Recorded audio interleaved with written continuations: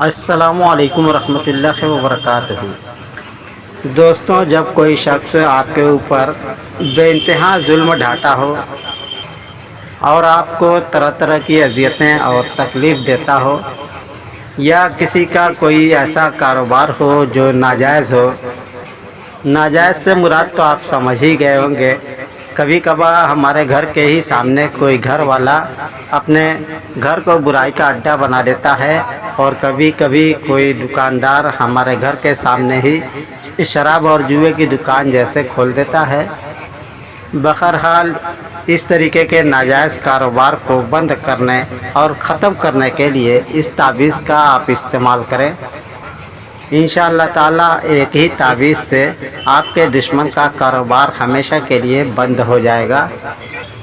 اور تعویذ لکھنے کا کوئی دن، تاریخ یا ٹائم مقرر نہیں ہے۔ آپ کو جب بھی ضرورت ہو اس تعویذ کو لکھ کر کے استعمال کر سکتے ہیں۔ اس تعویذ کو لکھنے کا طریقہ یہ ہے کہ شیشہ یا رانگا کی تختی لیں۔ اگر کہیں پہ شیشہ یا رانگا کی تختی میسر نہ ہو تو وہ سفید کاغذ پر کالی سیاہی سے لکھ کر استعمال کر سکتا ہے، لیکن اگر شیشہ یا رانگا آپ کو مل گیا تو اس پر کسی نوکدار چاقو یا نوکدار کل وغیرہ سے اس تعویذ کو کریت کر کے لکھیں، اور تعویذ لکھنے کے بعد نیچے اپنے دشمن کا نام اور اس کی ماں کا نام ضرور لکھ دیں۔ پھر اب اس تعویذ کو خاموشی کے ساتھ تنہا کسی قبرستان میں جائیں، یعنی جب آپ اس کام کو انجام دیں تو اس وقت کوئی آدمی آپ کو نہ دیکھے، کوئی بھی انسان آپ کو نہ دیکھے۔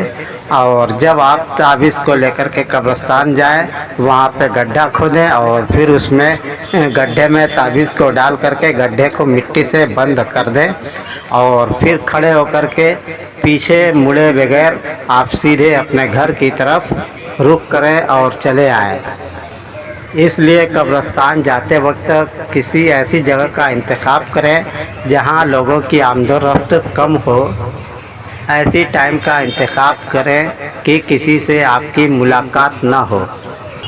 اور دوستوں، ایک بات کا خاص خیال رکھیں کہ کوئی بھی روحانی کام محبت کا ہو، چاہے دشمن کا ہو، چاہے روحانی علاج ہو، یا کسی اور مقصد سے آپ کوئی وظیفہ یا عمل پڑھتے یا کرتے ہوں، تو آپ سب سے پہلے اپنی حفاظت کے لیے اپنا حصار ضرور کر لیا کریں، اور موقع پر اگربتی وغیرہ بھی جلا لیا کریں، اور خوشبویات کا استعمال اپنے کپڑوں اور جسم پر ضرور کیا کریں تاکہ عمل میں تاثیر پیدا ہو اور موکلات آپ کی طرف راغب ہوں۔